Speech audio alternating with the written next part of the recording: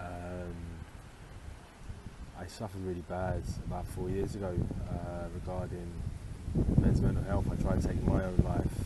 Life wasn't going well for me. I had a relationship breakdowns. My son, who's now 10, him and his mum just packed up and went. So I went through a really bad time in my life. Why did I start doing this? I've done this simply because I believe that obviously men's mental health, upon reading it, I wanted to be the change and kind of make football and men's mental health coincide, because when you think about the stats behind it, the biggest killer of men under 45 is suicide. Most men that go to football are under 45. So it just only made sense, and to me it's grown, it's got bigger, and so many more people are talking about what Calm do, what I do. At the moment I'm training for Saturday's walk from Fulham to Wembley to watch Fulham versus Spurs. So yeah, we've got Spurs fans coming down, we've got Fulham fans, so it's all good. Everybody seems to be mucking in. Which is what you want, so yeah, I'm looking really forward to it.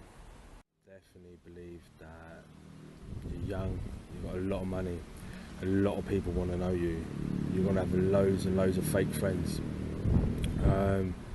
you have mass money at your disposal, you have women dropping themselves at you, people willing to be your best friend, massive stress, you can't trust anybody. I've seen that. Well, just take prime example, Paul Gascoigne. Paul Gascoigne had a good friend called Jimmy Five Bellies. He was always with him everywhere he went and just drank himself to oblivion. When Gazza needed help, he weren't there. So I think there's a massive pressure. You know, you ain't really had a proper job, you ain't really lived in the real world as such. You've lived in quite a privileged world, which a lot of people would love to, but obviously it comes with its demons. Like I said, loads of money at a young age. Everybody throwing themselves at you, wanting to be your best friend, your lover.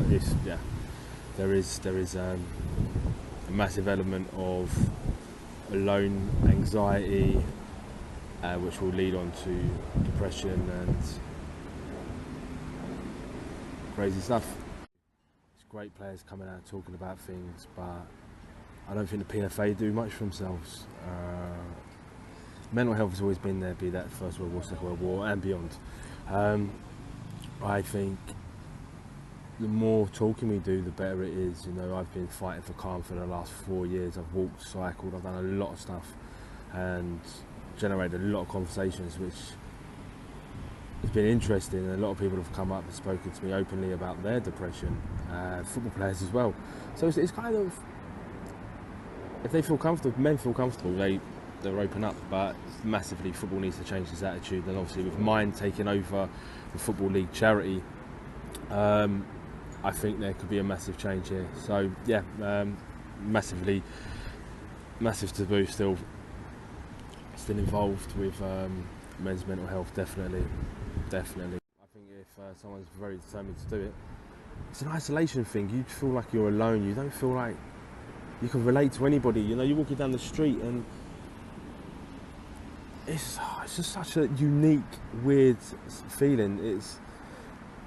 It's not what you're used to, so how do you go about talking about it? But then if you find a group that people are talking, you realise you're not alone. Just trying to combat the last question that I answered was probably based on, well, kind of comes in with this as well. I don't think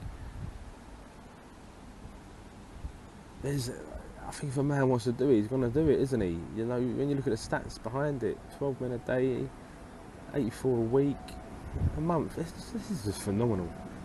And it needs the art of conversation to open up and listen and understand. And once people do this, you'll be surprised how many people you'll be saving, massively. Within football, obviously, Minds have taken over from prostate cancer. So on the EFL, so that's Championship, League 1, League 2, Conference, so forth, have taken over. So hopefully this will spark up so many conversations. I was already seeing on Twitter, football clubs tweeting out stuff, and I've been calling for this for the last 4 years. So yeah, I know that there's going to be a big impact very soon, but you just need to target the Premier League and get the big players talking. You know, big players, big fan base, big clubs. Get people talking, and you know, it will make such a difference. But yeah, I'm going to keep a massive eye on what's happening in the EFL regarding minds. Obviously, that's a big umbrella for different mental health, be that calm, men's mental health, or so forth. But yeah, I'm looking really forward to this and keeping a massive eye on it. So I hope it goes well. I believe the art of conversation is massively key in this. You know, when I was going through my stuff, I thought I was the only one. And then looking up and getting the stats and so forth behind how many men commit suicide a day and everything, I realised I wasn't alone.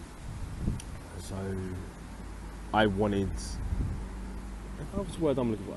I would love to have had someone around me that knew what I was talking about, someone that understood what I was saying.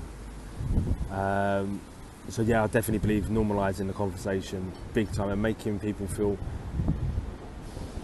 not ashamed, not victimised, you know, not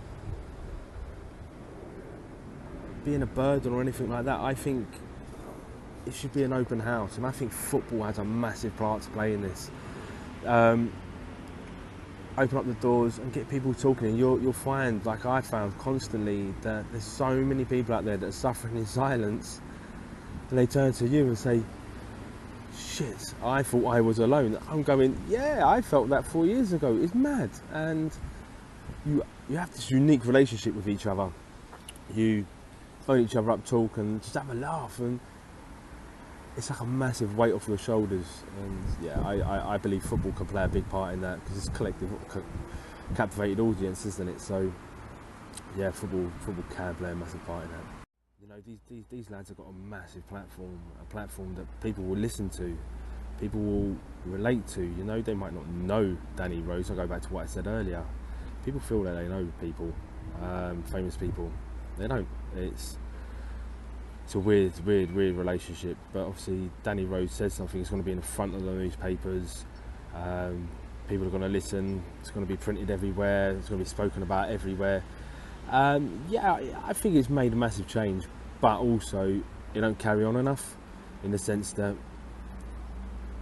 to normalise the conversation, you have to keep speaking about it until you're sick or tired of talking about it, until people get it that this is a big problem and people need to start talking openly and speaking massively open. You know, I've tried to get so many famous people coming out and speaking about their problems.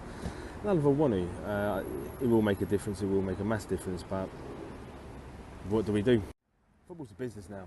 It's not what it used to be when I grew up following football. It's very much a family club, and you used to be there for each other, and you felt privileged to be part of a unique band of supporters. It was your team, your local team. It was part of you. I think we've kind of lost that now. I think it's a business now, and you follow a brand. You look at Messi, you look at Ronaldo. Kids like my son, he's got mates that literally just follow Ronaldo around. So it's kind of like Man United shirt, Ronaldo on the back, Real Madrid shirt, Ronaldo on the back, Juventus shirt now. And I think it's kind of, football's lost its touch with the local community. And also I think they're quite reluctant to do it, because I think there'd be a massive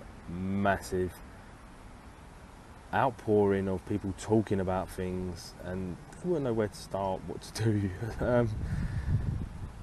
But I believe starting the conversation, football clubs just starting the conversation. I've been calling for the last 3 years that clubs open up a room within the stadium where the local male community could come in, as well as the supporters come in and talk about their mental health, and understand that they're not alone, and understand that it's okay to talk. I think give football time. I think football will be very much acceptance to it. You know, I go back to when I was a kid, and it was kick out racism, give racism the red card, and so loads of different ideas come up.